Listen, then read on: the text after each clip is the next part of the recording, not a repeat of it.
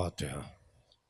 بسم اللہ الرحمن الرحیم الحمد للہ رب العالمین الرحمن الرحیم مالک یوم الدین ایاک نعبد و ایاک نستعین اہدنا الصراط المستقیم صراط الذین انعمت علیہم غیر المغضوب علیہم ولا الضالین ثم صل علی محمد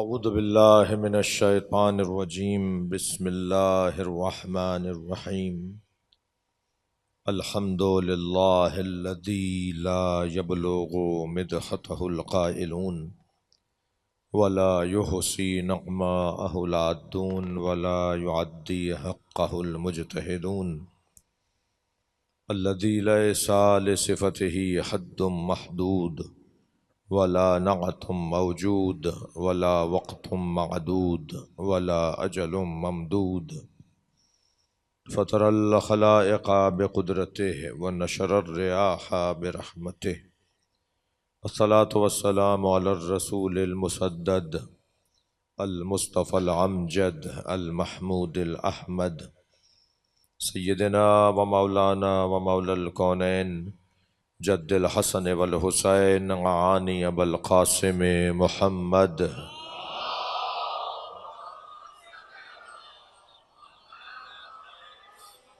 وآله الطيبين الطاهرين المعصومين الذين قال الله إنما يريد الله ليذهب عنكم الرجس أهل البيت ويطهركم تطهيرا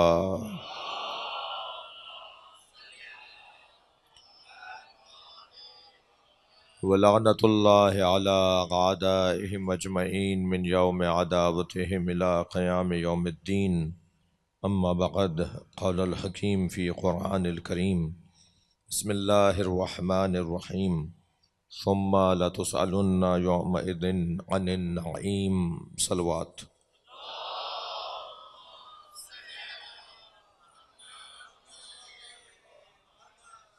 التماس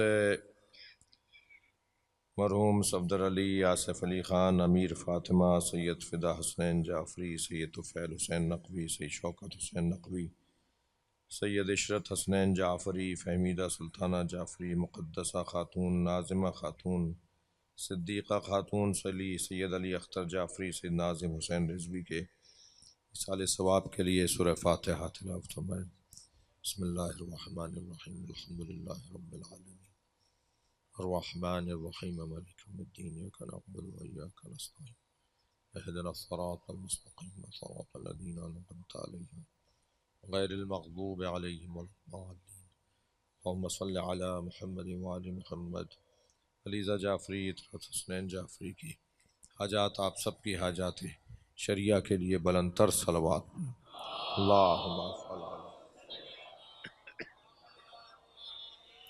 اس سے بلند صلوات ملے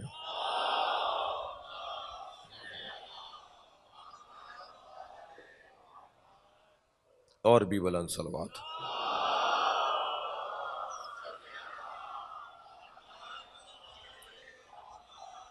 سورہ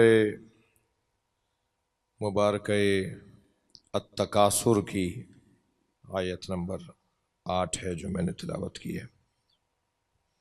ثم لتسألن یومئذ عن النعیم، اور پھر اس کے بعد اس دن بالتحقیق بالضرور تم سے سوال ہوگا ایک نعمت کے بارے میں۔ نعمتیں انگنت جن کی گنتی ممکن نہیں، مگر یہ کوئی ایسی نعمت ہے کہ جو ساری نعمتوں پر نعمت ہے۔ کریم عطا کرنے والا جس نے اپنا نام کریم رکھا ہو، وہ کھانا کھلا کر روٹیوں کا سوال نہیں کرے گا۔ اس آیہ کریمہ کے بارے میں جب میرے مولا امام جعفر صادق علیہ السلام نے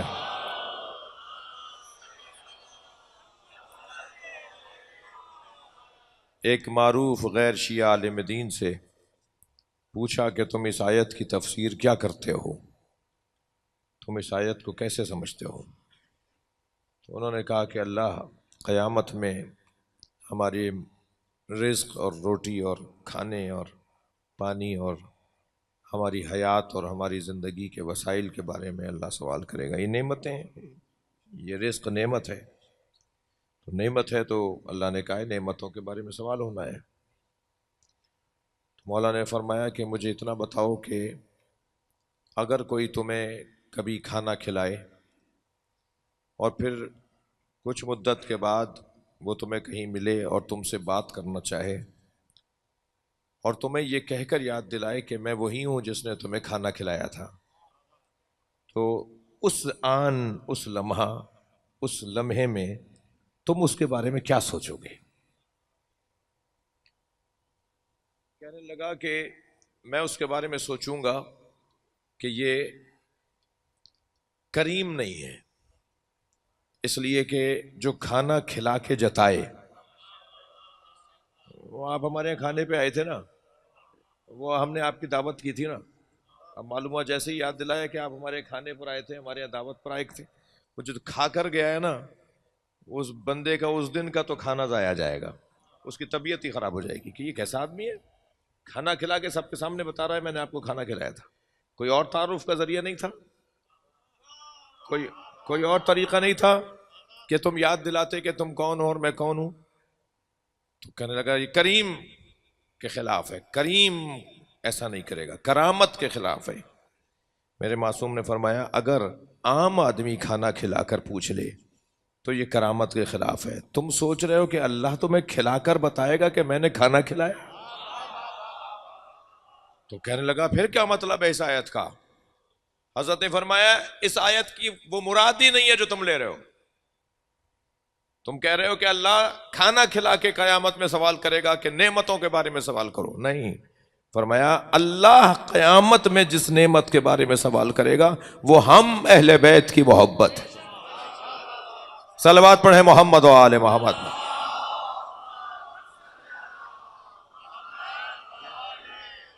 یہ محبت اہل بیت۔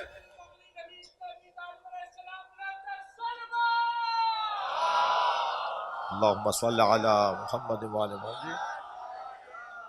یہ محبت اہل بیت اللہ کی سب سے بڑی نعمت۔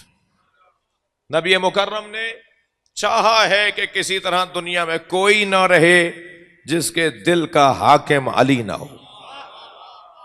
سرکار یہ چاہتے ہیں کہ ہر شخص مولا علی کا چاہنے والا قرار پائے۔ جی مولا تشریف فرمائے، مولا نبی فرماتے ہیں یا علی ایک آیت جو تمہاری شان میں نازل ہوئی وہ تمہیں سناؤں۔ 300 سے زیادہ آیتیں ہیں جو مولا علی کی شان میں، سنی شیعہ کا اتفاق ہے کہ یہ آیت نازل ہی جب ہوئی کہ جب علی نے یہ کام کیا، علی نے فلاں عمل انجام دیا، علی نے فلاں خیر انجام دیا، علی نے فلاں حسنہ انجام دیا، اللہ نے علی کی شان میں وہ آیت نازل کر دی۔ 360 سے زیادہ آیتیں ہیں۔ شواہد التنزیل 3 جلدی کتاب ہے علامہ حسکانی کی جو اہل سنت عالم ہے، اہل سنت عالم دین علامہ حسکانی، شواہد التنزیل، صرف انہوں نے ان تینوں جلدوں میں ان آیتوں کو جمع کیا ہے جو احادیث مصطفیٰ سرکار دو جہاں کے فرمان کے مطابق اس آیت کا مصداق علی ہے۔ توجہ کر لیا آپ نے؟ فرمایا یا علی میں تمہیں ایک آیت تمہاری شان میں جو نازل ہوئی ہے وہ سناؤں۔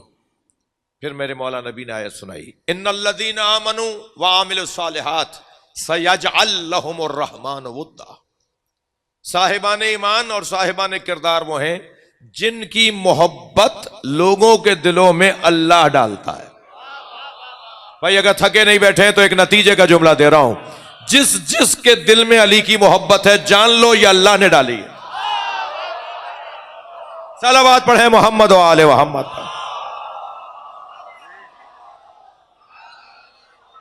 یعنی میں اور لفظوں کو بہتر کر لیتا ہوں، ایک صلوات ہدیہ کر دیں محمد و آل محمد۔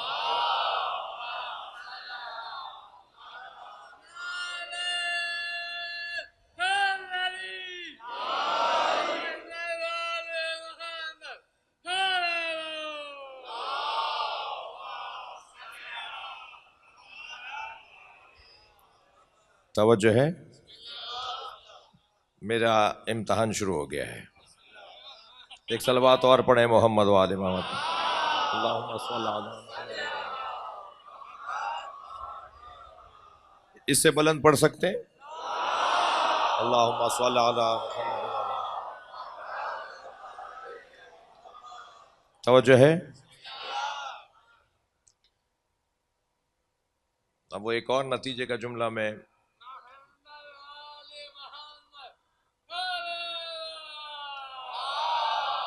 اللہم صل علی محمد. نازل کا نازل ایک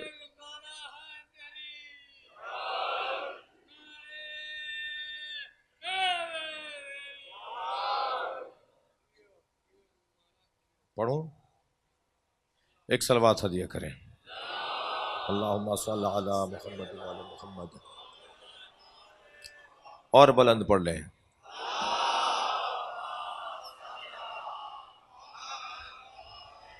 میں نے ایک روایت آپ کو سنائی. آیہ کریمہ ہے، آیہ کریمہ ہے ان الذین آمنوا وعملوا الصالحات. صاحبان ایمان اور صاحبان کردار وہ ہیں کہ سیجعل لہم الرحمن ودا. اللہ ان کے دلوں میں، اللہ لوگوں کے دلوں میں ان کی محبت ڈالتا ہے.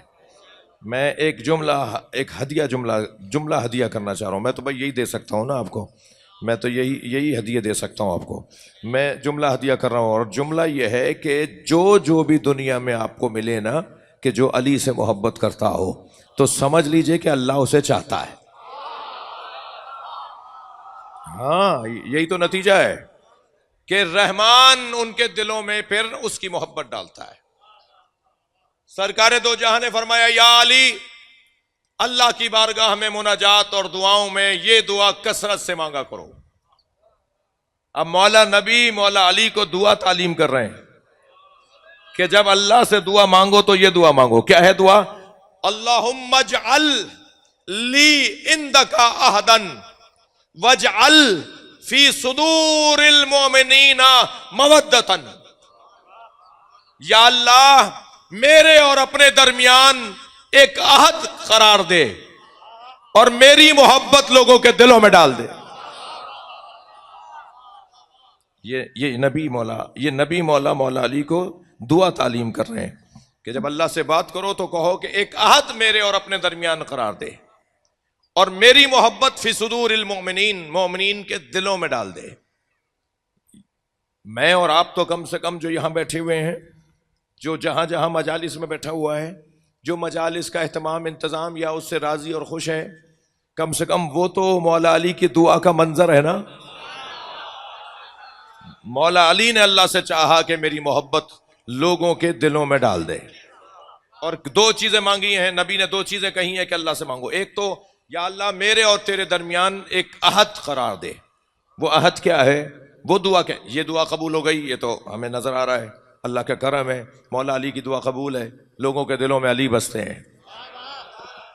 مولا علی کا گھر ہمارا دل ہے، ہمارا دل مولا علی کا گھر ہے. تو یہ دعا تو بہت روشن ہے کہ قبول ہو گئی. اور وہ دعا جو ہے جس میں مولا فرما رہے کہ یا اللہ اپنے اور میرے درمیان ایک عہد قرار دے. وہ عہد کیا ہے؟ وہ دعا کیسے قبول ہوئی ہے؟ وہ عہد، یہ بچہ جوان سوال کرتا ہے، حیدر کرار غالب اللہ کل غالب اسد اللہ کا شیر، یہ کیسے ممکن تھا کہ بی بی پر ہاتھ اٹھایا جائے، دروازہ گرایا جائے، علی وہیں ہو اور علی کچھ نہ کریں؟ علی کے ہوتے ہوئے سیدہ پہ جلتا ہوا دروازہ، وہ وہی تو عہد ہے جو علی اور اللہ کے درمیان ہے. اے علی، اے اللہ، میں تو اس سے ایک عہد کرتا ہوں کہ میری ساری طاقت تیری مرضی پہ خرچ ہوگی. وہ لاہور کے ڈاکٹر صاحب فرمانے لگے شیر خدا ہو اور وہ سب دیکھ لے تو بھائی وہ شیر خدا ہے، شیر نہیں ہے. شیر ہونا اور ہے، شیر خدا ہونا اور ہے. شیر خدا وہ ہے جس کی ہر توانائی خدا کے خاطر ہو. اس کا کوئی عمل، کوئی تلوار، کوئی فعل بغیر خدا کی مرضی کے نہ ہو، وہ جو کرتا ہو اللہ کی خاطر کرتا ہو. لہذا وہ جب 2 انگلیوں سے باب خیبر اکھاڑتا ہے، جی میرے مولا نے وہ جو دروازہ آپ نے سنا ہوا کئی لوگ کھولتے اور بند کرتے ہوں، وہ نہ صرف 2 انگلیوں سے اکھاڑا ہے، قبضے ہی نکال دیے. وہ دروازے کے جو قبضے تھے وہی نکال دیے، اور انہیں نکال کر خندق میں اترے اور اپنے ایک ہاتھ پہ وہ دروازہ لے لیا اور مسلمانوں کے لیے پل بنا دیا. جاؤ خیبر میں جا کے لے آؤ جو لانا ہے تمہیں. توجہ ہے. اور پھر جا کے مال غنیمت لے کر آئے، قلعہ فتح ہو گیا. جی تھوڑا سا آپ خیبر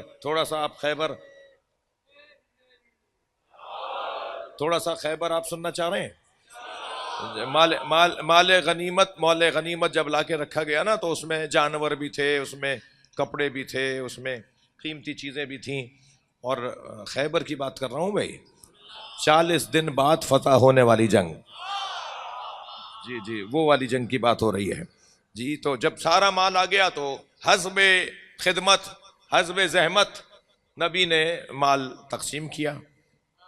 ان اموال میں ایک قیمتی ترین جو لباس تھا نا، وہ مولا علی کو دیا مولا نبی نے، جسے قطیفہ خیبری کے نام سے حدیث کے اندر یاد کیا گیا ہے. روایت میں اس کا نام ہے قطیفہ خیبری. خیبری ایک حلل تھا، ایک قیمتی دراز لباس جس میں تو سونے کے تار اور جواہرات جڑے ہوئے تھے، بڑا قیمتی لباس. اور وہاں کے بادشاہ کا وہ لباس، وہ مولا علی کو مال غنیمت میں ہدیہ دیا مولا نبی نے کہ یہ تمہارا ہے، سب سے زیادہ قیمتی. ایسے ہی کچھ جانور بھی تھے. یہ جو قیمتی لباس ہے اس کے بارے میں مجھے اجازت دیں کہ میں کچھ دیر بعد عرض کروں. تو ان میں جو جانور تھے، ان میں گائے، بھینسیں، مثال اونٹ، گدھے، گھوڑے سبھی تھے. تو وہ سب باندھ کر کھڑے کر دیے گئے تھے، اور طے تھا کہ اب جس کو نبی دیں گے، جس کو جو چاہیں گے دیں گے. اگرچہ ایک جگہ جب نبی مکرم ایسے ہی تقسیم کر رہے تھے تو کسی نے کہا کہ آپ نے فلاں کو زیادہ دے دیا. تو نبی مکرم رحمت للعالمین، سرکار کے چہرے پر کبھی بھی غصہ نہیں آتا تھا. چند جگہوں پر غصہ آیا ہے، ان میں سے ایک جگہ یہ تھی جب اس نے کہا نا کہ آپ نے فلاں کو زیادہ دے دیا اور ہمیں کم دیا، تو مولا کا چہرہ سرخ ہو گیا. حدیث کہتی ہے چہرہ سرخ ہو گیا. ان چند جگہوں میں سے ایک جگہ ہے. چہرہ سرخ ہو گیا اور ایک جملہ فرمایا، ان لم اکن عادلا ان لم یکن عادلا فمن یعدل.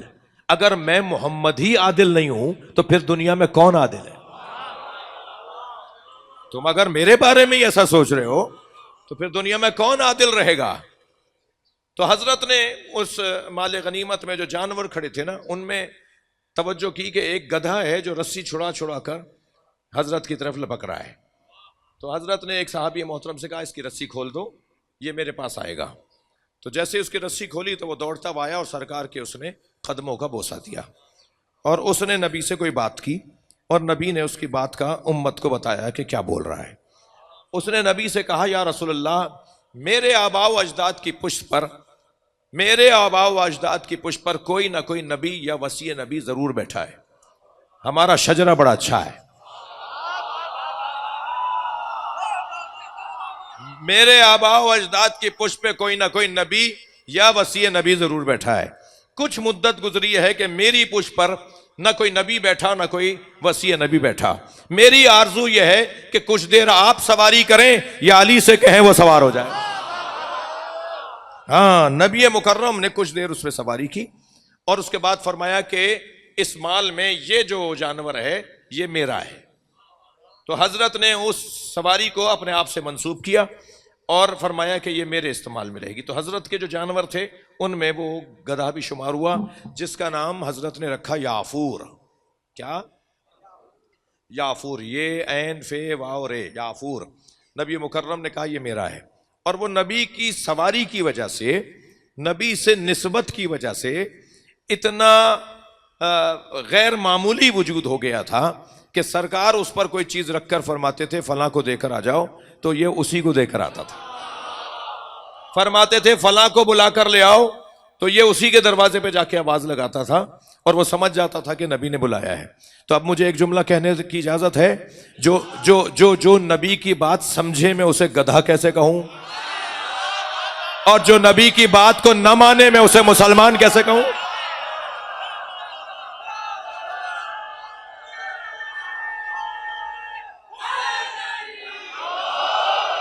وہ جو قطیفہ خیبری مولا علی نے مولا نبی نے مولا علی کو دی, وہ جو لباس دیا, اس کے بعد صحابہ کرام جب مدینے پہنچے تو سب نے کہا یا رسول اللہ آج علی کے پاس پیسہ بہت ہے, ہم کھانا علی کے گھر کھائیں گے. مولا نبی بھی راضی ہو گئے. حضرت نے فرمایا چلو. جب گھر پہنچے تو معلوم ہوا کہ علی نے تو گھر آتے آتے وہ لباس ہی بانٹ دیا, وہ گھر تک آیا ہی نہیں لباس.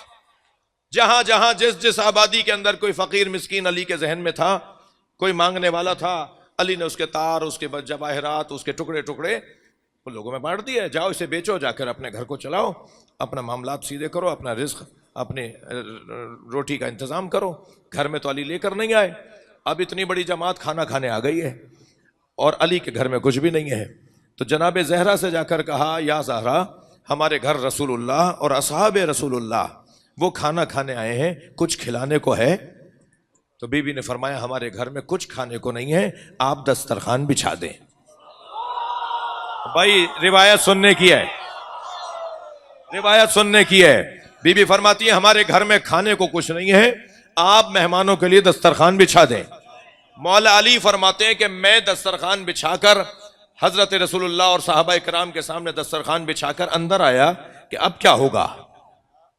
اچھا آپ ذرا غور کریں, سرکار نے مولا علی سے وصیتوں میں بی بی کے حوالے سے ایک وصیت فرمائی تھی, انفذ ما امرت کا فاطمہ, اے میرے علی جو میری فاطمہ حکم دے اسے مان لینا. یہ کوئی کم بات نہیں ہے. اس فضائل کی روایت میں بھی بی بی فرما رہی ہیں آپ دسترخوان بچھائیے, اور ادھر گھر میں علی ہیں اور بی بی فرما رہی ہے میں دروازے پہ جاؤں گی. یہی تو فاطمہ کا امر ہے, میں جاؤں گی دروازے پر. ادھر نبی وصیت کر گئے خبردار یا علی جو میری فاطمہ حکم دے اسے مان لینا. اب مولا دسترخوان بچھا چکے.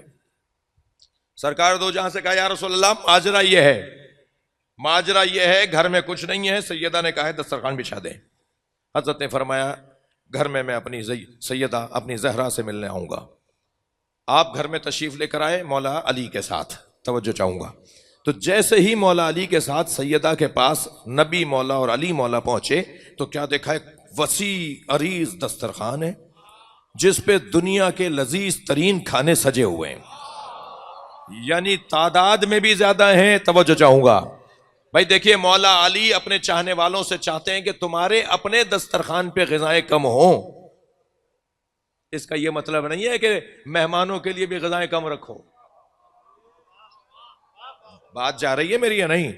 مولا علی چاہتے ہیں کہ ان کے چاہنے والوں کے دسترخوان رنگین نہ ہو, بڑی بڑی لمبی لمبے دسترخوان نہ ہو. لیکن اس کا یہ مطلب نہیں ہے, یہ تضاد نہیں ہے. اس کا یہ مطلب نہیں ہے کہ مہمان تمہارے گھر آئے تو وہاں بھی تم روٹی اور نمک رکھ دو. بعض لوگ واقعی سچے ہوتے ہیں. مولانا چٹنی روٹی کھا لیں کبھی.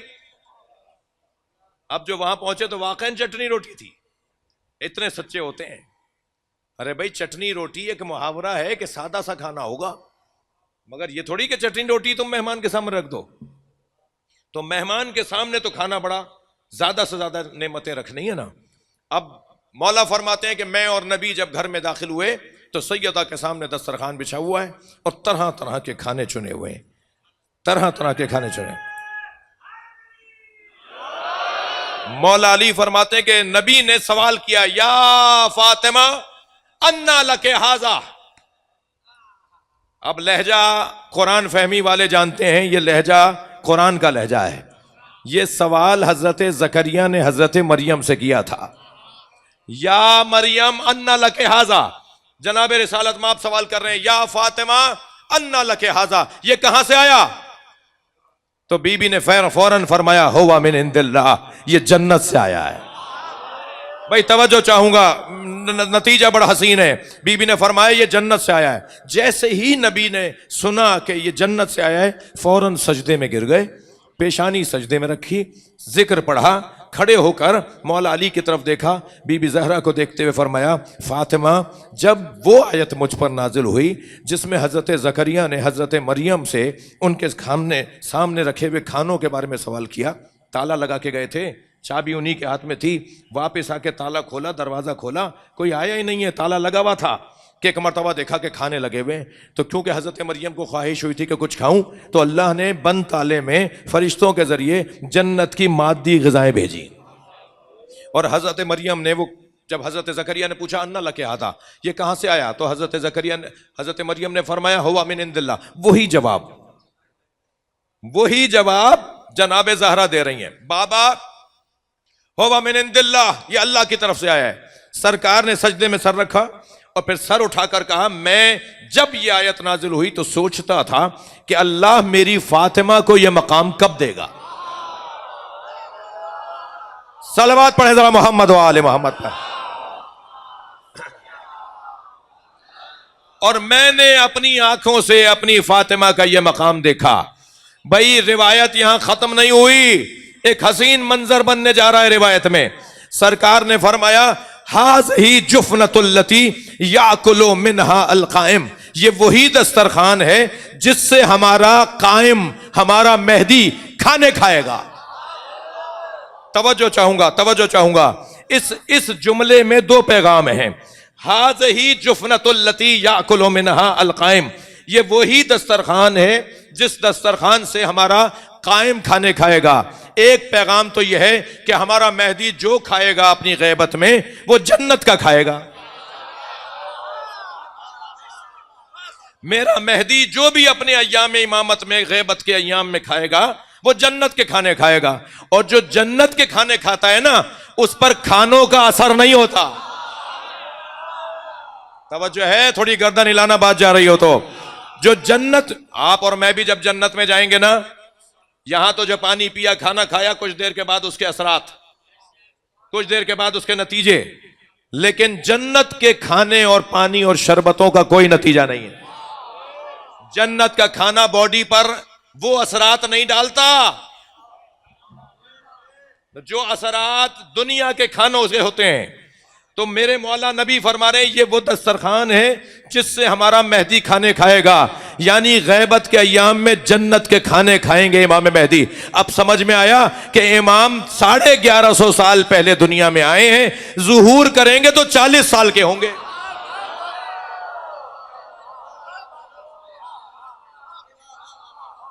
चालीस साल के इसलिए होंगे इमाम मेहदी, अभी 1150 साल के हो गए, मगर जब ज़ुहूर फरमाएंगे तो 40 साल के होंगे। क्यों?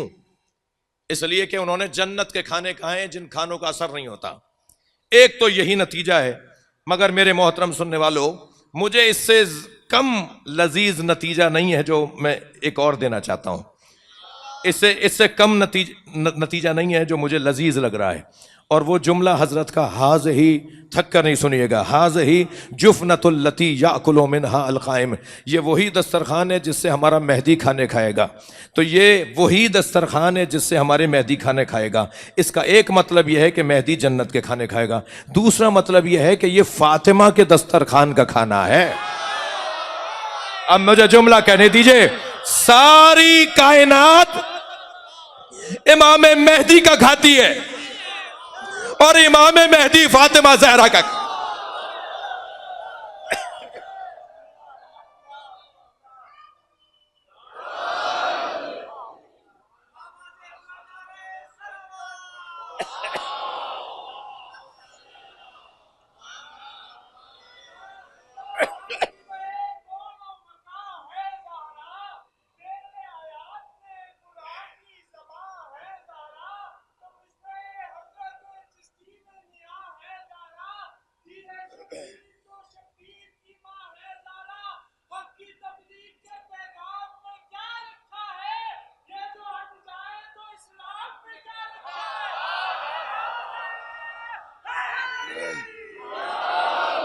एक और चार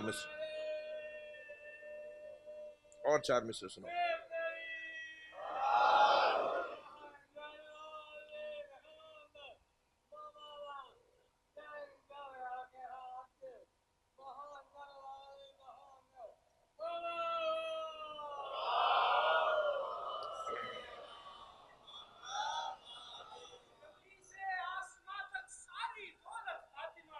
واہ.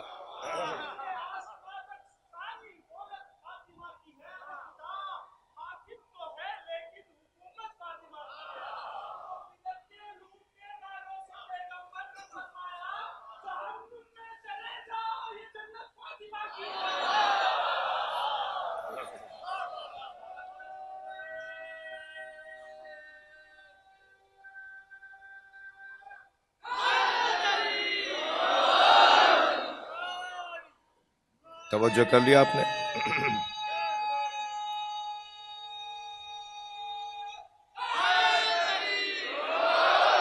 ماشاء اللہ ماشاء اللہ. یا علی یہ دعا مانگو اللہ سے کہ میرے اور اپنے درمیان ایک عہد قرار دے اور مومنین کے دلوں میں میری محبت کو قرار دے.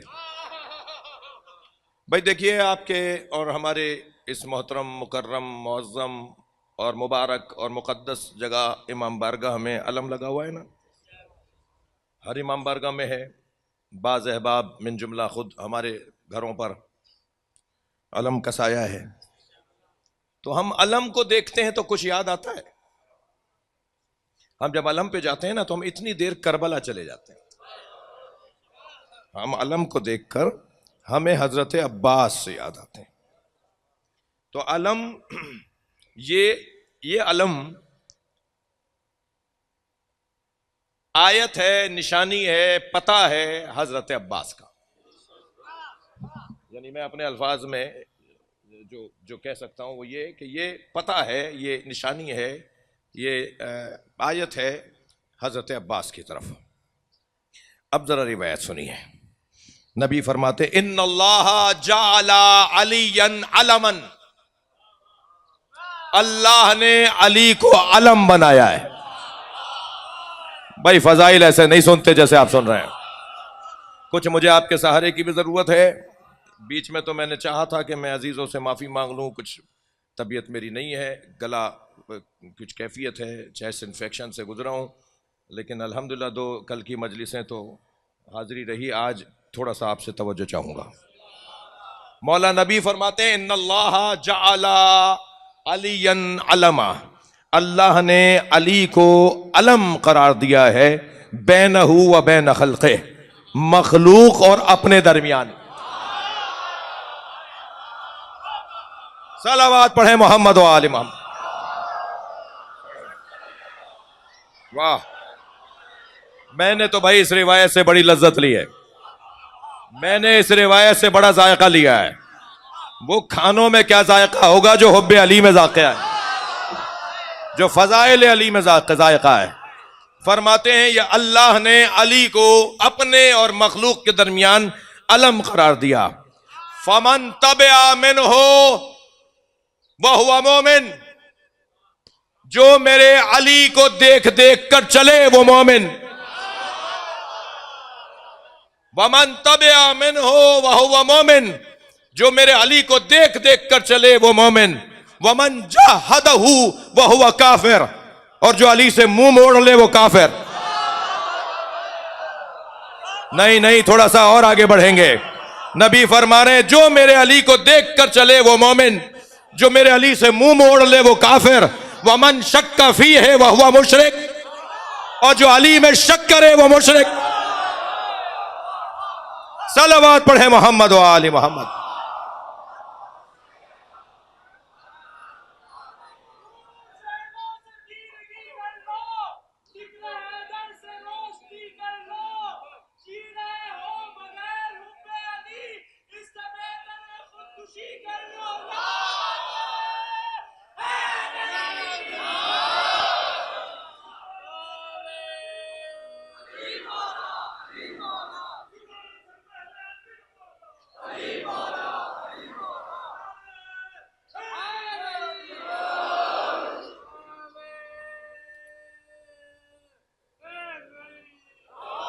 اچھا بھائی، اگر آج تھوڑی سی دیر ہو جائے. اللہم صل علی محمد. پورا پیکج ہے ان کے پاس. بھائی ایک نعرہ تمہارا احسان ہوگا، ایک لگا لو نعرہ، ٹھیک ہے؟ ایک صلوات پڑھیں ذرا محمد والے.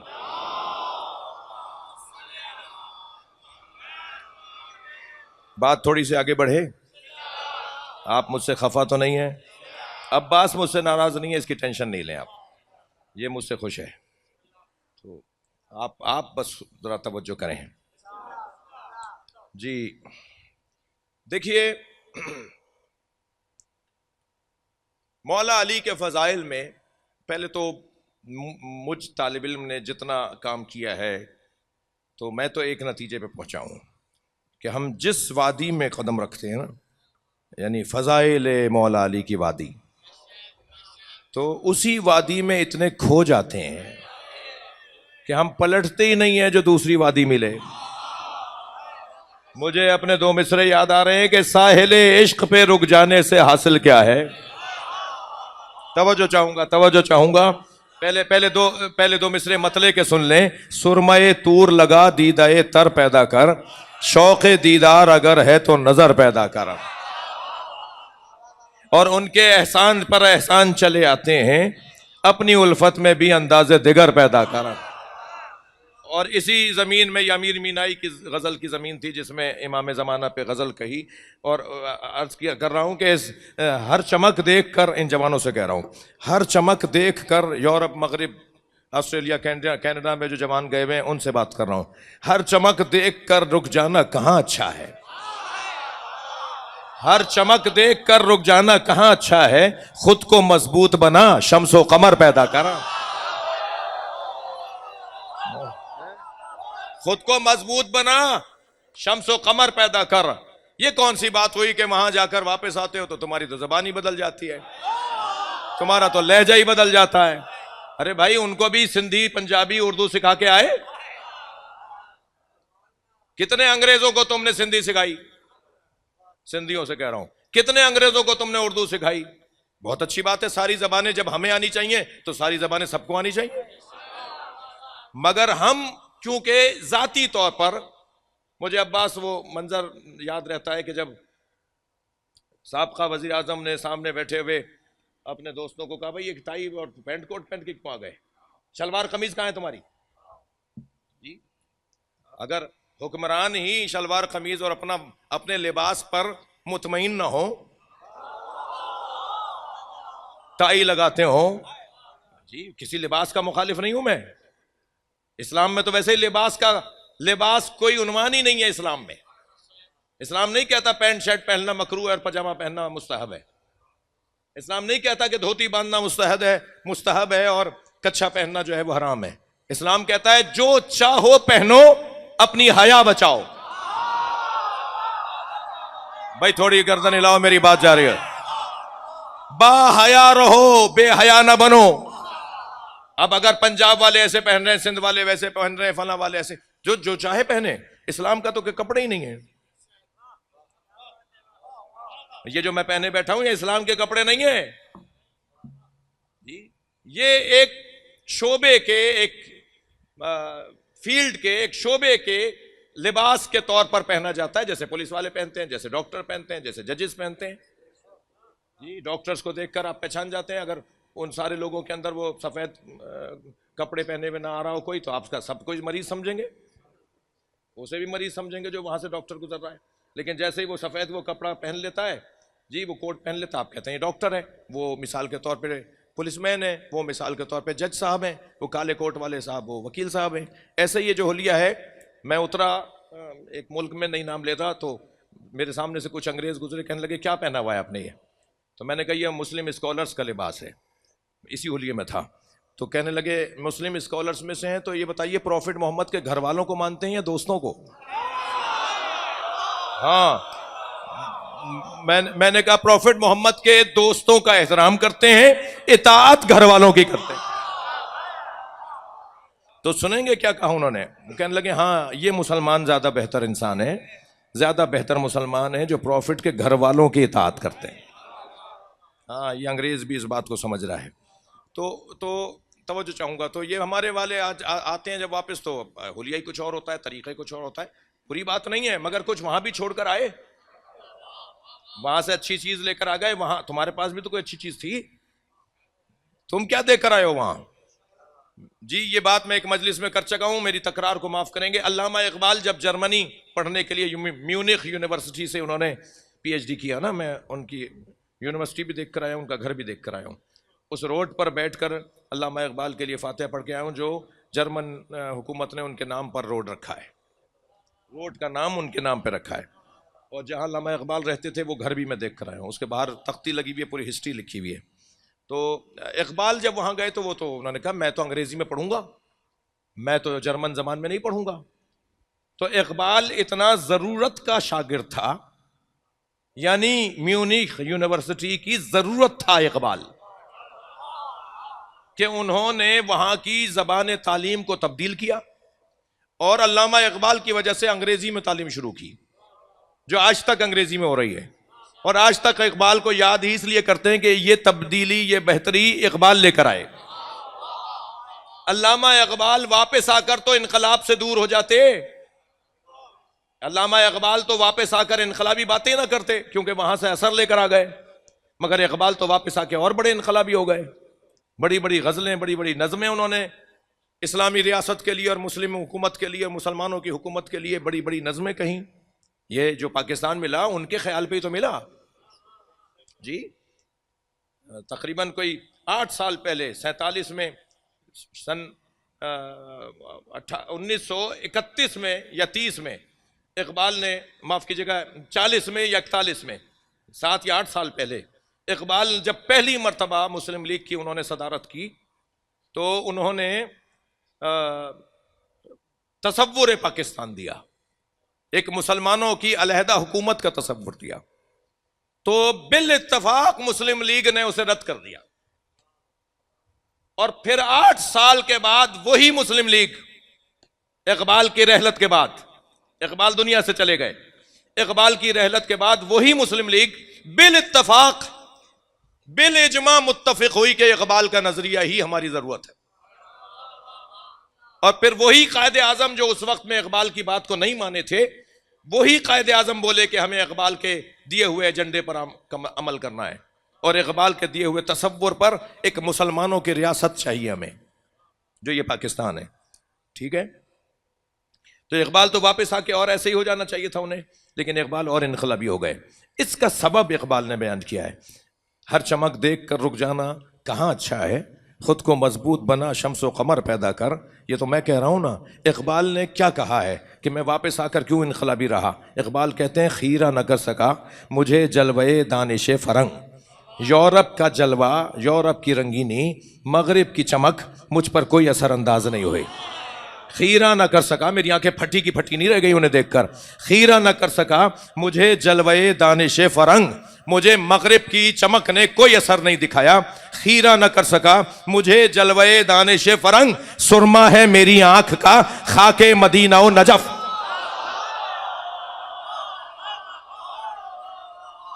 میری آنکھوں میں تو مدینے کی خاک کا سرما لگا ہوا ہے، میری آنکھ میں تو نجف والے کی خاک کا سرما لگا ہوا ہے. جس کی آنکھوں میں سرما مدینے کا اور نجف کا لگا ہوا ہو اسے دنیا اثر نہیں دکھاتی، وہ دنیا پہ اثر دکھاتا ہے.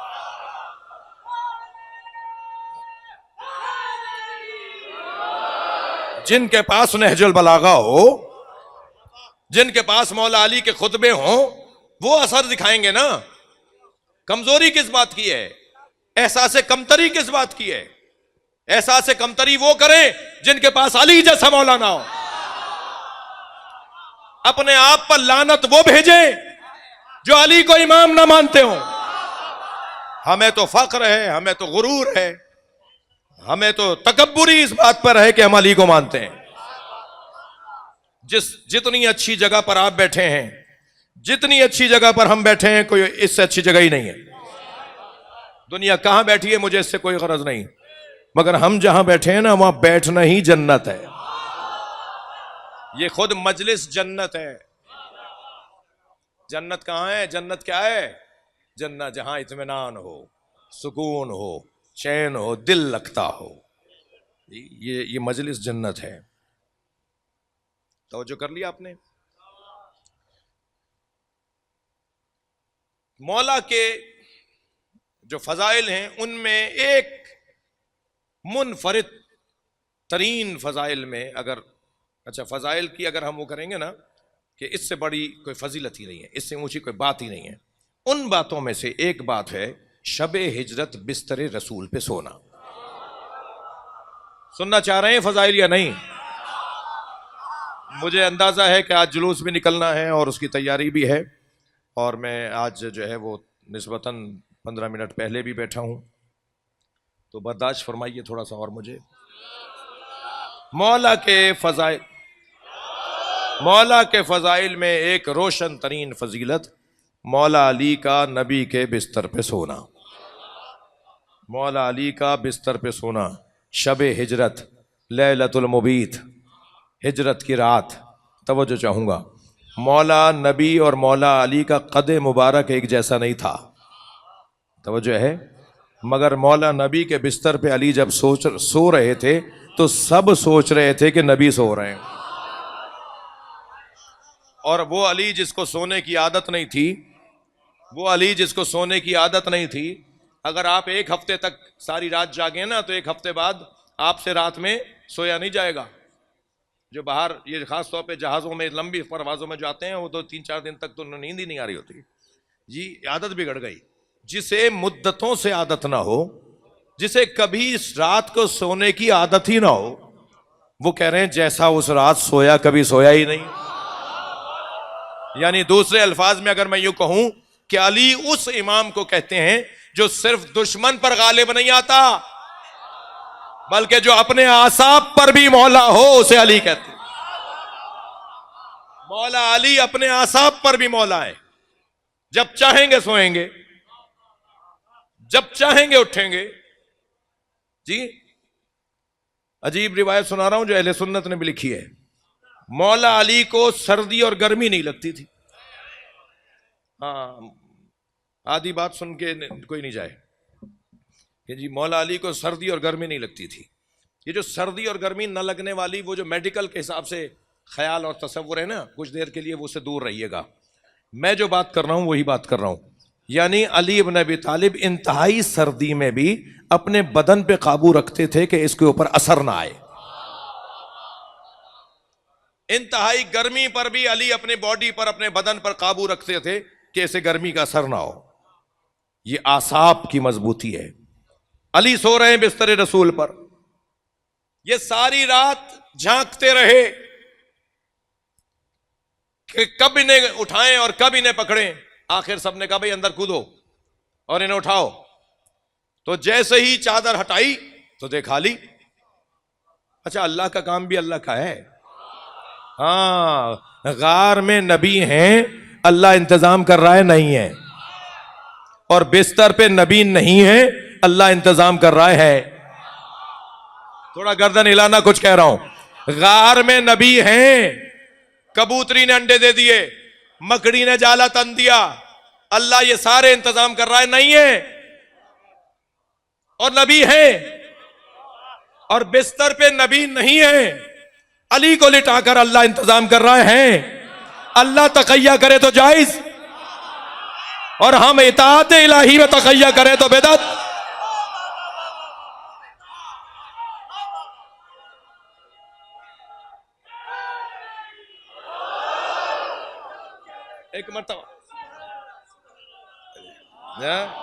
ایک مرتبہ چادر ہٹائی تو دیکھا کہ علی ہیں.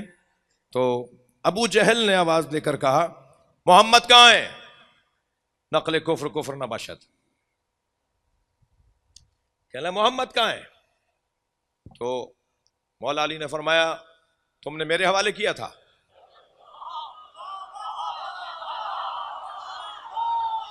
علی کا تو جواب بھی علی ہے بھائی، علی کے تو کام بھی علی ہیں. تو ابو جہل اور اپنے ساتھیوں سے کہنے لگا ھذا جازع وہو خادع. یہ جو سو رہا ہے نا یہ سادہ ہے، اور وہ جو چلے گئے نا وہ چالاک ہے. اب جو آیا ہے تاریخ میں، کہنے لگا ھذا جازع، یہ بہت سادہ ہے، سو گیا، جان دینے کو تیار ہو گیا، اور انہیں دیکھو چلے گئے. اور وہ چلے گئے وہ بہت سمجھدار ہیں، وہ بہت چالاک ہیں، وہ نقل کفر کفر نہ باشد، اور یہ سادہ ہے. جیسے ہی ابو جہل نے کہا نا کہ ھذا جازع وہو خادع، تو مولا کائنات کا بڑا حسین تاریخی جملہ میرے مولا نے فرمایا یا ابا جہل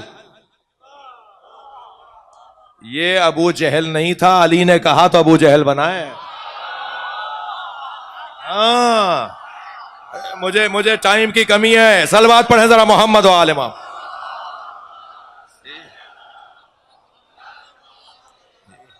جی یہ اسے ابو الحکم کہتا تھا مکہ.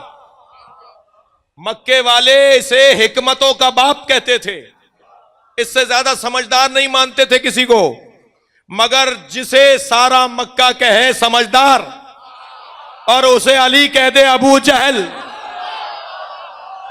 تو اب قیامت تک وہی لعنتی بن جائے گا. وہ عقل ہی عقل کہاں جو اہل بیت کے خلاف چلے. وہ عقل کہاں ہے جو اہل بیت کے خلاف جائے. فرمایا یا ابا جہل، اے ابو جہل سن، قد عطانی العقل، مجھے عقل دے کر بھیجا ہے. تو کہہ رہا ہے یہ جازے ہے اور وہ کھاتے ہیں، یہ سادہ ہے اور وہ چالاک ہے. یہ سادہ تھا تبھی تو سو گیا. اب مولا علی کا جواب سنیں.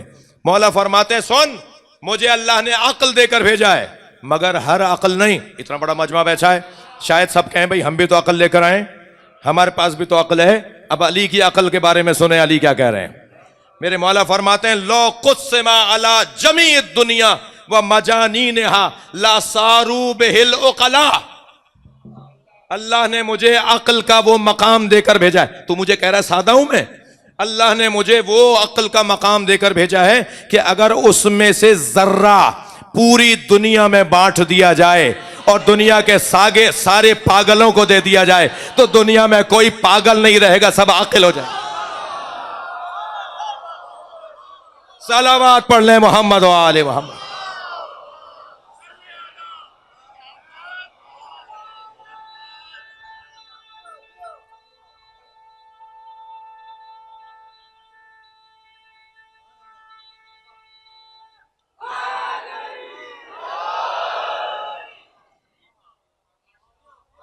تھک تو نہیں رہے نا میری باتوں سے. میرے مولا علی کے بڑے حسین جملے. مولا فرماتے ہیں لو قسم بہی علی جمیع الدنیا ومجانینہا. اگر میری عقل کا ایک ذرہ بھی، جو میرے پاس عقل ہے اس کا ایک ذرہ بھی پوری دنیا میں بانٹ دیا جائے، پوری دنیا کو دے دیا جائے اور دنیا کے مجانین مجنونوں کو دے دیا جائے، لَصَارُوا بِهِ الْعُقَلَاء، وہ سب میری عقل کے ایک ذرے سے عاقل بن جائیں گے. تو مجھے کہہ رہا ہے کہ میں سادہ ہوں، جازے ہوں. اس کے بعد بات ختم نہیں ہوئی. پھر فرماتے ہیں وہ سن، میں کیسا سادہ ہوں، تو کیا کہہ رہا ہے. اللہ نے قد آتانی القوہ، اللہ نے مجھے وہ قوت دے کر بھیجا ہے. لو قسم علی جمیع الدنیا، لو قسم علی جمیع الدنیا لصاروا بہ الاقویاء. اگر میری قوت کا ایک ذرہ، 1% پوری دنیا میں بانٹ دیا جائے تو کوئی کمزور نہیں رہے گا، سب قوی ہو جائیں گے، سب قوی ہو جائیں گے، کوئی کمزور نہیں رہے گا. اور فرماتے ہیں سن وَمِنَ الشُّجَاعَ، اور میں اللہ کے ہاں سے شجاعت لے کر آیا ہوں. سن میری شجاعت کیسی ہے. لو قسم علی جبیع جبناء الدنیا، اگر پوری دنیا کے بزدلوں میں، بھئی علی کے تو جملے بھی علی ہے نا، اگر پوری دنیا کے بزدلوں میں میری شجاعت کا ایک ذرہ دے دیا جائے نا تو دنیا میں کوئی بزدل ہی نہیں رہے گا. صلوات پڑھ لیں مولا کی ذات پر.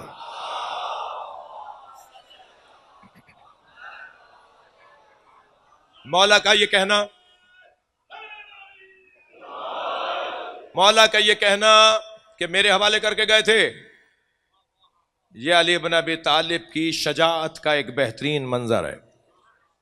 اتنے ساروں سے اکیلے بات کر رہے ہیں، سب کے ہاتھوں میں تلواریں ہیں اور اکیلے علی مولا بات کر رہے ہیں. یہ علی کی شجاعت اور قوت قلب کی نشانی ہے. اور علی بن ابی طالب جب اطمینان کے ساتھ، سکون کے ساتھ سو رہے ہیں، یہ علی بن ابی طالب کی شجاعت کی دلیل ہے. بہادری، شجاعت، یہ نام ہی کچھ ایسا ہے. شجاعت آور نام ہے، شجاعت آور. ایک سردار جی کہہ رہے تھے، میں نے ان کی تقریر سنی، وہ کہہ رہے تھے کہ میرا پوتا روزانہ صبح شام آتے جاتے اسکول سے آیا ہے، کھیل کود کے آیا ہے، بھاگتے دوڑتے اچھلتے کودتے آوازیں لگاتا ہے، یا علی یا علی یا علی۔ تو میں نے اپنے پوتے سے پوچھا، بیٹا تم یہ یا علی کی آوازیں کیوں لگاتے ہو؟ تو میرا پوتا کہنے لگا، بابا دادا کیا کروں، میں جب یا علی کہتا ہوں میرے اندر طاقت آتی ہے، ایک خاص کیفیت میرے اوپر طاری ہوتی ہے۔ تو مولا علی کا تو نام بھی، یہ جو آپ نام پکارتے ہیں نا یا علی، یہ نام بھی شجاعت لے کر آتا ہے، یعنی علی والے اور بزدل ہوں یہ ہو نہیں سکتا۔ میں نے ایک جگہ کہا تھا، کچھ لوگ اس کو اگر لیں تو وہ لینے کی بات ہے کہ 3 لوگوں کو تو یا علی مدد بولنا ہی نہیں چاہیے، ایک بزدل کو، جی بزدل کا کیا کام علی سے، یہ جب چاہتے ہیں ہاتھ باندھ لیتے ہیں،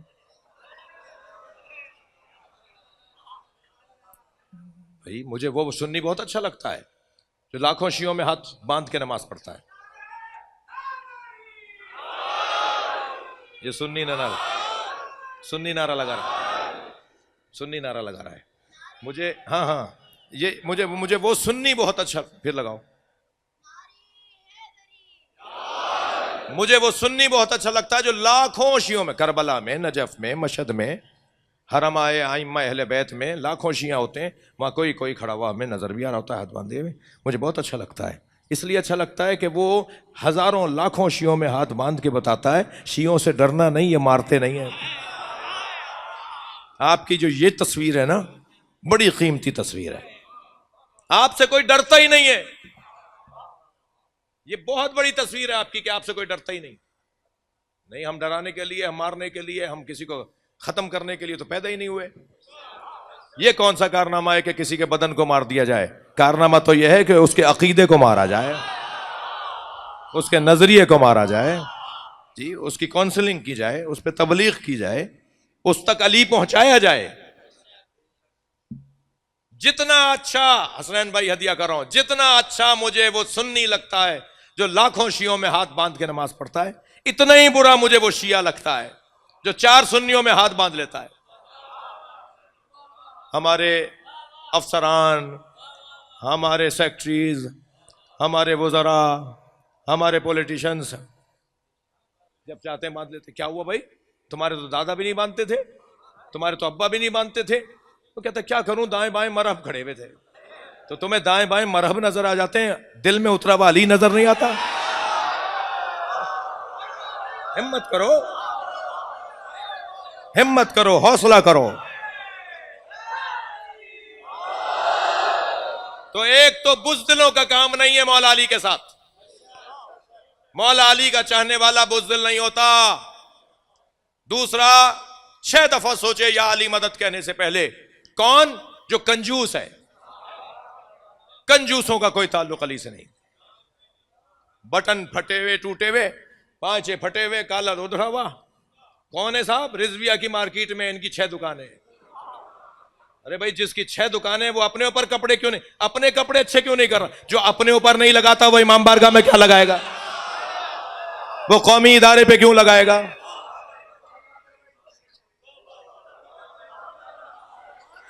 بھائی کہیں اور مت لے جاؤ، میں تو جو کہہ رہا ہوں اس کا ذمہ دار ہوں، آپ کے سوچنے کا ذمہ دار نہیں ہوں۔ ایک صلوات پڑھ لیں ذرا محمد و آل محمد پر۔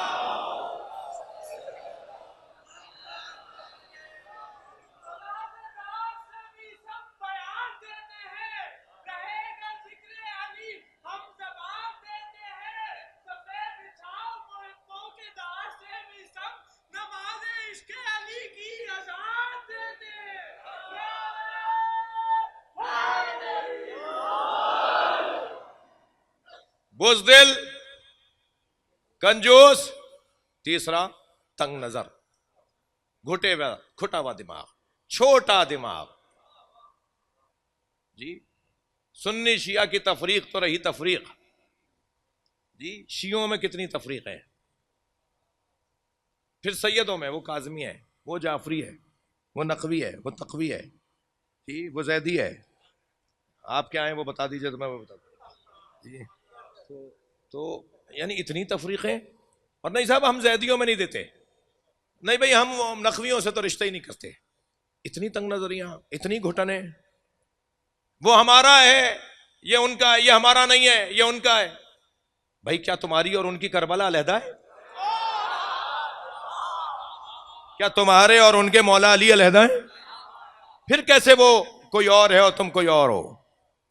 تنگ نظر، چھوٹے دماغ والا، چھوٹی سوچ والا علی والا نہیں ہوتا. جی ایک صاحب کہنے لگے کہ مولا علی نے تو اپنے بیٹوں کے نام فلاں فلاں رکھے. تو میں نے کہا علی کی بات کر رہے ہو یا ان کی؟ انہوں نے رکھے. علی، فاطمہ، حسن، حسین انہوں نے نام رکھے. علی تو علی ہے بھائی. علی ان کاموں میں، ان باتوں میں رہتے معاذ اللہ کہ نام نہیں رکھوں گا. نام اچھا ہے، کسی کا بھی ہوگا، میں نے تو اچھا نام رکھا ہے. ذاتی طور پہ نام اچھا ہونا چاہیے. تنگ نظر نہیں ہو سکتا علی کا چاہنے والا.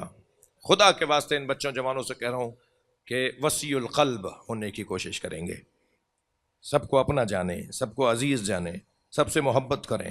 حتیٰ جو آج مجلس میں نہیں آیا، یعنی نہیں آتا، یعنی مجلسی نہیں ہے، یعنی مولائی نہیں ہے، یعنی شیعہ نہیں ہے، اس سے بھی نفرت نہیں کریں. اس لیے نفرت نہیں کریں کہ آپ اس سے پیار کریں گے تو علی سمجھائیں گے نا.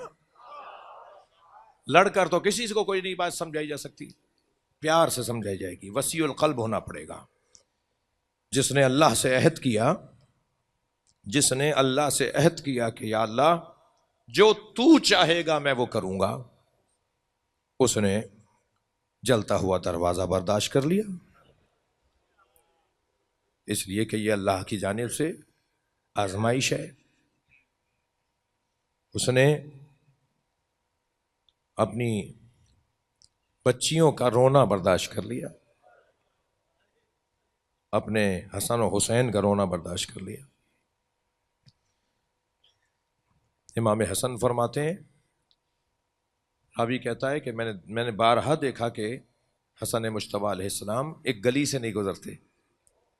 تو میں نے پوچھا مولا آپ اس گلی سے کیوں نہیں گزرتے؟ تو فرمایا میں کم سن تھا، اپنی ماں کے ساتھ جا رہا تھا، ایک شخص نے میری ماں پہ ہاتھ اٹھایا تھا. جب اس گلی میں آتا ہوں مجھے وہ منظر یاد آ جاتا ہے. یہ برداشت کر لیا نا مولا علی نے. ایک سے کسی سے پوچھا تھا کہ بتاؤ سب سے بڑی مصیبت کیا ہے؟ تو اس نے بہت ساری، کسی نے کہا کچھ، کسی نے کچھ. مولا نے فرمایا نہیں، سب سے بڑی مصیبت یہ ہے کہ اس کی ناموس پر ہاتھ اٹھایا جائے اور وہ اللہ کی خاطر کچھ نہ کرے. فرمایا میں نے رسول اللہ سے عہد کیا تھا، اگر میرا رسول اللہ سے عہد نہ ہوتا تو پھر میں مدینے کی گلیوں کو اپنے دشمنوں کے خون سے رنگین کر دیتا. میں مدینے کی گلیوں کو خون سے رنگین کر دیتا، مگر میرا تو اللہ اور اللہ کے رسول سے عہد ہے. یہ جو کربلا ہے نا، یہ عہد کو پورا کیا گیا ہے. یہ جو مولا علی کی شہادت ہے، امام حسن کی، یہ عہد کو پورا کیا گیا ہے.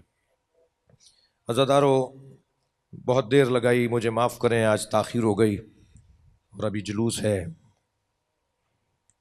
شب شہادت ہے، اور شب شہادت بھی اس کی شب شہادت ہے کہ جس کے بعد اب مصیبتوں کا سلسلہ ہے.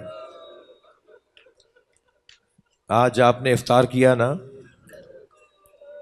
یہ جو آج کا افطار تھا نا، یعنی 20واں افطار، 20ویں روزے کا افطار.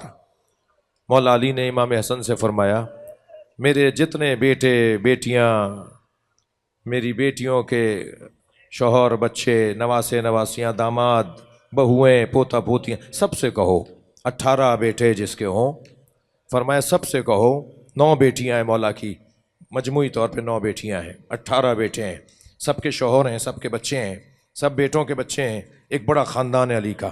فرمایا سب سے کہو آج افطار میرے سامنے کریں. مولا حسن نے کتنا بڑا دسترخوان لگایا ہوگا. امام حسن کا دسترخوان اللہ ہم سب کو عطا فرمائے. جی مولا حسن نے دسترخوان لگایا، سارے خاندان کے قبیلے کے جو مولا سے ڈائریکٹ جو مولا کی اولاد تھے وہ سب دسترخوان پہ تشریف فرما ہیں. علی بن ابی طالب بستر شہادت پر ہیں. کل آپ نے سن لیا نا کہ علی کو گلم میں، قالین میں اٹھا کر لے کر آئے. جس نے خیبر فتح کیا اسے چلا نہیں جا رہا تھا. فرمایا حسن میرے پیروں میں دم نہیں ہے، مجھ سے چلا نہیں جا رہا. تو مولا نے قالین بچھایا، اس پر مولا علی کو لٹایا، قالین اٹھایا سارے بچوں نے، اور سارے رستے بچوں سے باتیں کرتے ہوئے آئے اور فرمایا مجھے گھر میں وہاں لٹاؤ جہاں میں نماز پڑھتا ہوں۔ تو مصلی جہاں مولا علی کا تھا نا، وہاں مولا کا بستر لگایا گیا، بیٹیوں نے بستر لگا دیا ہے، وہاں بستر لگا دیا گیا۔ اور جب علی لیٹ گئے نا تو اب مولا سے امام حسن نے فرمایا بابا بہن زینب آنا چاہتی ہیں۔ تو فرمایا کیا چیز مانے؟ کہ بابا کچھ لوگ ہیں، جو جس روایت کے مطابق میں پڑھ رہا ہوں، کہ بابا کچھ لوگ ہیں، فرمایا ان سے کہو میری بچیاں آ رہی ہیں، یہ مجھے رخصت دے دیں۔ تو جب سب لوگ باہر چلے گئے نا تو ایک مرتبہ پردہ ہٹا، زینب کو آتے ہوئے دیکھا۔ مولا علی نے جیسے ہی بی بی زینب کو آتے ہوئے دیکھا، خود علی کی آنکھوں میں آنسو آ گئے۔ وہ علی جو سارے رستے بیٹوں سے کہہ رہا تھا نا، حسن حسین گریہ نہیں کرو، میرے بچوں گریہ نہ کرو، وہ جو بیٹوں کو گریے سے روکتا رہا، وہ بیٹیوں کے آنسوؤں کو برداشت نہیں کر پایا۔ میں مولا علی سے ہاتھ جوڑ کر کہوں گا مولا ابھی جناب زینب کے آنسو آپ سے برداشت نہیں ہوئے، کاش کربلا میں عاشور کے دن ہوتے۔ زینب بار بار فریادیں کرتی رہی، کوئی ہے جو میرے ماں جائے کو بچائے؟ اجرکم اللہ، اجرکم اللہ، اجرکم اللہ۔ تھکیں گے نہیں عزادارو، جن کے مذہب میں رونا جائز ہے وہ تکلف کر کے نہ روئیں۔ جسے رونا نہیں آ رہا وہ اللہ سے آنسو مانگے۔ یہ جو آنسو ہے نا بڑا قیمتی سرمایہ ہے، اللہ آپ کو کوئی غم نہ دے۔ میرے مولا بستر شہادت پر ہیں، اور بستر شہادت پر علی ہیں، اور دروازے پر چاہنے والوں کا مجمع لگا ہوا ہے۔ سنیں گے عزادارو، چند صحابی تو ایسے ہیں جو ان 3 دنوں تک گھر نہیں گئے، اپنے گھر نہیں گئے، علی کے دروازے پر بیٹھے رہے۔ اور جب بھی دروازہ کھلتا ہے تو امام حسن سے کہتے ہیں ہمیں مولا کا دیدار کروا دیں۔ تو ایک ایک کر کے صحابیوں کو اندر لایا جاتا ہے، چاہنے والوں کو اندر لایا جاتا ہے، اور وہ مولا کے چہرے کا دیدار کرتے ہیں۔ اسبغ ابن نباتہ کہتے ہیں کہ جب میں اندر گیا تو میں نے جو ایک منظر دیکھا، اس کے بعد میری آنکھوں سے آنسو رکے نہیں۔ اور منظر میں نے دیکھا کہ علی کے سر پہ جو رومال بندھا ہوا تھا وہ زرد رنگ کا تھا، اس رومال کے رنگ میں اور علی کے چہرے کے رنگ میں فرق نہیں تھا۔ اجرکم اللہ، اجرکم اللہ۔ آوازوں کو آزاد کریں عزادارو، شب شہادت جلوس کی مجلس ہے، تابوت کی مجلس ہے۔ میں اپنے عزیزوں سے کہوں گا مجھے مصائب پورے پڑھنے دیں، پھر ہمیں تابوت کی زیارت کروائیں۔ اجرکم اللہ، اللہ آپ کو کوئی غم نہ دے۔ ہاں ایسے ہی ساسا ابن سوہان کہتے ہیں کہ جب میں اندر گیا تو میں نے اندر جا کے مولا علی سے کچھ سوالات کیے۔ علی نے اس حالت میں بھی مجھے سوال کرنے کی اجازت دی۔ علم عام کرنا، علم پھیلانا، علم دینا علی ابن ابی طالب کا پسندیدہ ترین عنوان زندگی ہے۔ اسی طرح حبیب ابن عمرو کہتے ہیں کہ میں نے حسن مجتبیٰ سے کہا کہ مجھے بھی دیدار کروا دیجئے، میں بھی مولا کے چہرے کا دیدار کر لوں۔ تو جب مجھے اندر لے کر گئے تو میں نے کیا منظر دیکھا کہ علی ابن ابی طالب آنکھیں بند کیے ہوئے ہیں، اور سسک سسک کے رونے کی بیویوں کی آوازیں آ رہی ہیں۔ پردے کے پیچھے بیویاں ہیں، حرم بیویاں، حرم مولا علی کا حرم، مولا علی کی بچیاں، مولا علی کے گھر کی بیویاں پردے کے اس طرف ہیں، یہاں مولا کے پاس دیدار کے لیے ایک ایک کو لایا جا رہا ہے۔ وہ کہتے ہیں مجھے سسک سسک کر رونے کی آواز آئی تو مجھے بھی رویا، مجھ سے بھی رکا نہیں گیا، اور میری آنکھوں میں بھی آنسو آ گئے۔ جب میں رویا تو علی نے آنکھیں کھول کر دیکھا اور فرمایا تم لوگ رو رہے ہو مگر جو میں دیکھ رہا ہوں وہ تم نہیں دیکھ رہے۔ تو حبیب ابن عمرو کہتے ہیں میں نے کہا یا علی آپ کیا دیکھ رہے ہیں؟ فرمانے لگے میں جو دیکھ رہا ہوں وہ یہ دیکھ رہا ہوں کہ آسمان سے فرشتے اتر رہے ہیں، اور انبیاء اور مرسلین صف باندھ کر کھڑے ہو گئے، اور سب یہ کہہ رہے ہیں کہ ہم علی کے استقبال کو آئے، اور تمہیں تو کچھ نظر نہیں آ رہا، میرے سرہانے رسول اللہ آ گئے، میرے سرہانے فاطمہ زہرا آ گئے۔ اجرکم اللہ، اجرکم اللہ، اجرکم اللہ، اللہ آپ کو کسی غم میں نہ رلائے۔ حبیب ابن عمرو کہتے ہیں اجرکم اللہ، حق ہے ایسے ہی رونے کا۔ حبیب ابن عمرو کہتے ہیں کہ میں اٹھ کر باہر گیا تھا کہ رونے کی آوازیں آئیں۔ امام حسن دروازے پر آئے تو آواز آئی انا للہ و انا الیہ راجعون۔ اجرکم اللہ، مجھے ایک منزل اور لینے دیجئے۔ میرے مولا حسن اور حسین نے غسل و کفن دیا، وہیں لٹا کے غسل دیا جہاں علی نماز پڑھتے تھے۔ حسنین نے بچوں نے غسل دیا، اور غسل دینے کے بعد جب جنازہ آگے سے اٹھنے لگا تو پیچھے سے حسنین نے جنازہ خود اٹھایا۔ ایک ایسی جگہ جا کے جنازہ رکا کہ جہاں برابر سے مٹی ہٹائی تو قبر تیار نظر آئی۔ جب تختہ ہٹایا، جب سلیب ہٹائی، جب پتھر ہٹایا تو اندر تختی پر ایک پتھر پر لکھا ہوا تھا ھذا قبر علی بن ابی طالب، یہ علی بن ابی طالب کی قبر ہے جسے آدم علیہ السلام نے اپنے ہاتھوں سے بنایا ہے۔ ایک جانب حضرت آدم سو رہے ہیں، دوسری جانب میرے مولا علی کی قبر کے حضرت نوح سو رہے ہیں، درمیان میں جو قبر بنائی وہ حضرت آدم نے بنائی، حضرت نوح نے اسے سنبھالا اور علی کو اس میں دفنایا۔ جب دفنا کے واپس آنے لگے نا تو ایک خرابے سے رونے کی آواز آئی، ایک ٹوٹے ہوئے گھر سے، ایک گری ہوئی جھگی سے ایک رونے کی آواز آئی۔ علی کے بچے کسی کو روتا ہوا دیکھیں، اجرکم اللہ، اور وہ رونے والا آوازیں لگا رہا تھا، کوئی ہے جو میری مدد کرے۔ امام حسن داخل ہوئے، کیا دیکھا؟ نابینا، بیمار، فقیر ہے۔ میرے مولا اس کے قریب بیٹھے، بھائی کوئی حاجت ہے؟ کہنے لگا حاجت تو میری غذا بھی ہے اور دوا بھی ہے، مگر میری حاجت نہ غذا ہے نہ دوا، مجھے میرا مونس لا دو، مجھے میرا مونس لا دو۔ مولا نے فرمایا کیا کہنا چاہتا ہے؟ کہ ایک میرا مونس تھا جو روزانہ مجھے کھانے کھلاتا تھا، مجھے دوا دیتا تھا، 3 دن سے میرا مونس نہیں آیا، میرا مونس مجھے لا دو۔ امام نے فرمایا اس کا نام کیا ہے؟ کہنے لگا میں تو نابینا ہوں، جب بھی مجھے وہ کھانا کھلاتا تھا تو میں پوچھتا تھا تیرا نام کیا ہے، تو وہ کہتا تھا فقیر جالس فقیرا، ایک فقیر ہے جو فقیر کے ساتھ بیٹھا ہے۔ جب میں نے پوچھا تیرا قبیلہ کون سا ہے تو وہ کہتا تھا مسکین جالس مسکینا، ایک مسکین ہے جو مسکین کے ساتھ بیٹھا ہے۔ امام حسن نے فرمایا بتا کوئی نشانی تاکہ میں ڈھونڈ کر لے آؤں، تو کہنے لگا جیسے تو بول رہا ہے وہ ایسے ہی بولتا تھا۔ کہاں ہے فقیر؟ علی دنیا سے چلا گیا، انا للہ